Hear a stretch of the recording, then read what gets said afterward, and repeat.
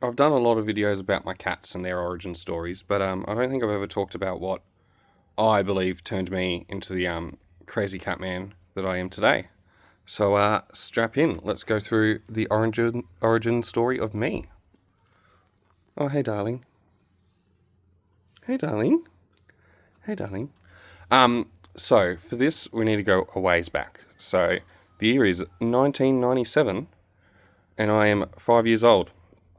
So my parents get divorced, move out, and my dad, where I was living obviously before the divorce, his property down in the bush. My dad's always been a dog man.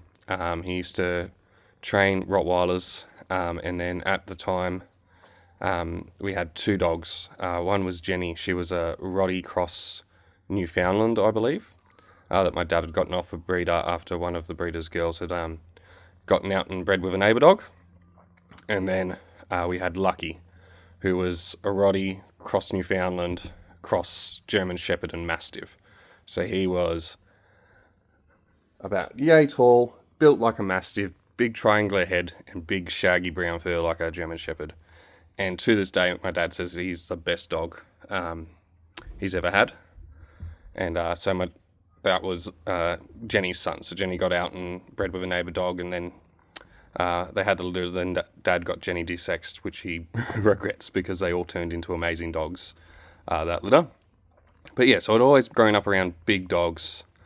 Then, Mum moved out, was living with her, and she decided to get cats because my dad was never a cat person, and she wanted cats. So we got two kittens, Nutmeg and Peanut. Nutmeg was a big ginger boy, and Peanut was a little all-black girl. Sort of looks like Moko over there.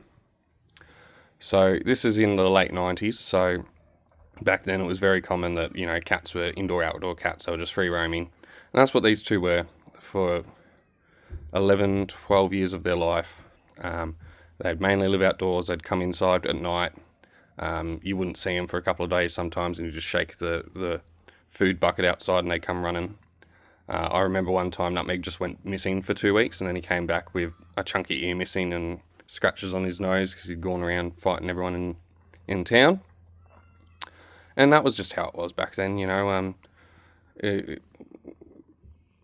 thinking about conservation and the effect that free roaming and feral cats have on our native wildlife wasn't really common thinking back then. It was just everyone just had free roaming cats. It was actually sort of the thinking was that it's cruel to keep your cats inside, where obviously it's all shifted now.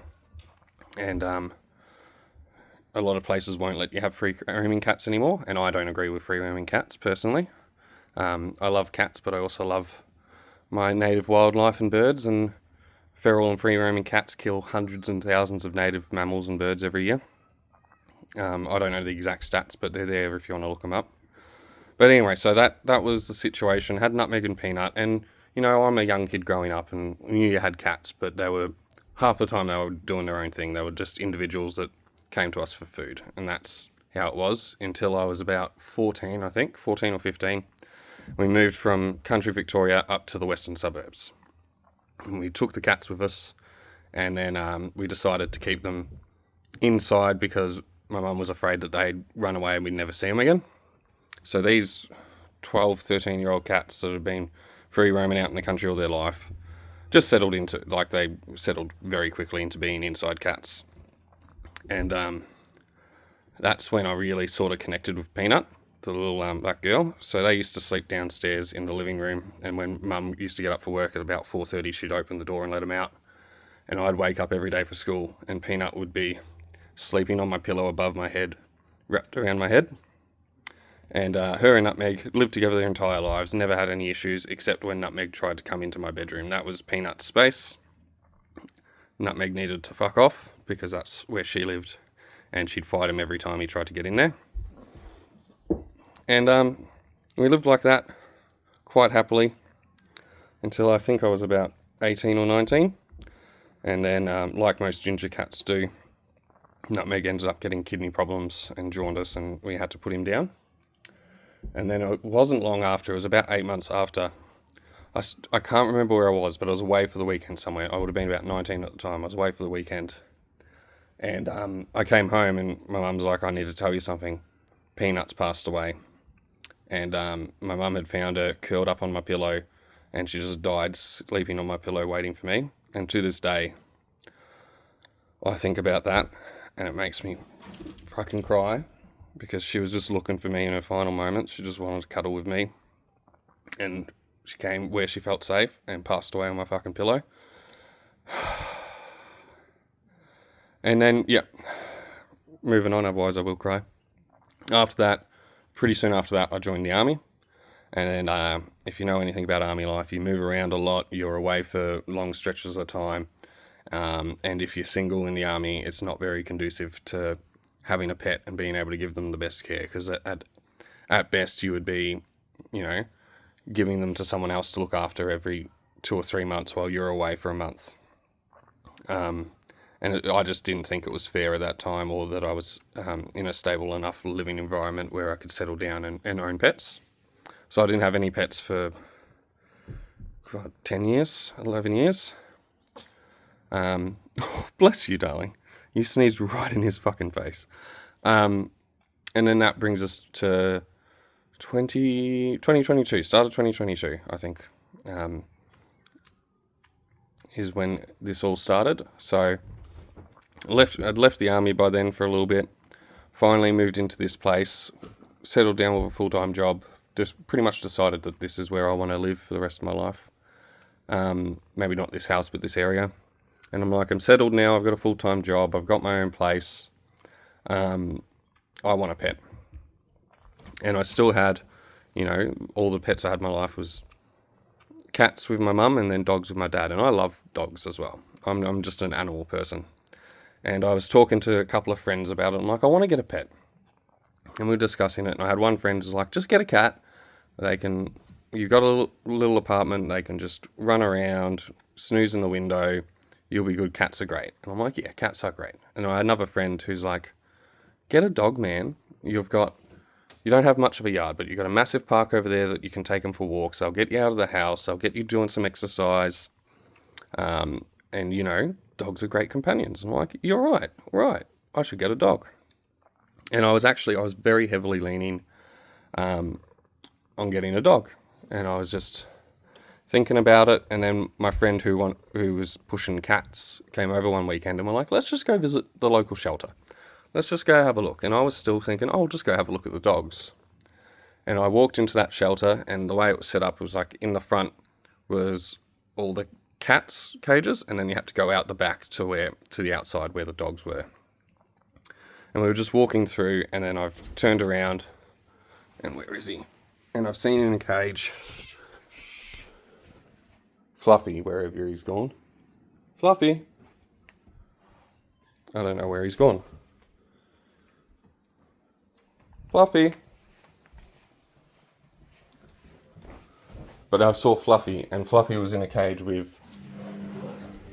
Hey, Fluffy. That was one of the kitten's food, but that's okay. Fluffy, and he was in a cage with Tig, who was a 16-year-old ginger cat. They were a bonded pair, and they'd been kept together.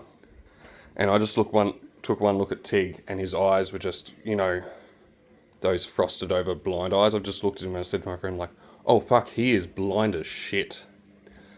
And I don't know, I was looking at him, and we walked and we looked at dogs, and I came back and I looked at him again.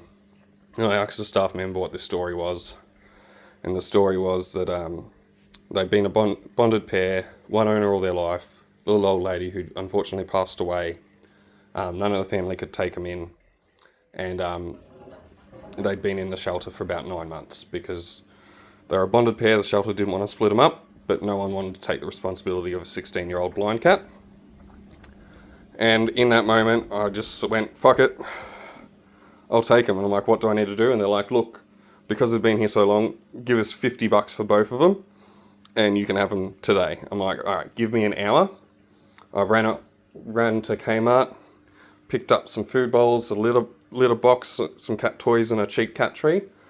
Dumped that all in a cat carrier, dumped that home, went back, and within an hour, Fluffy and Tig were home with me.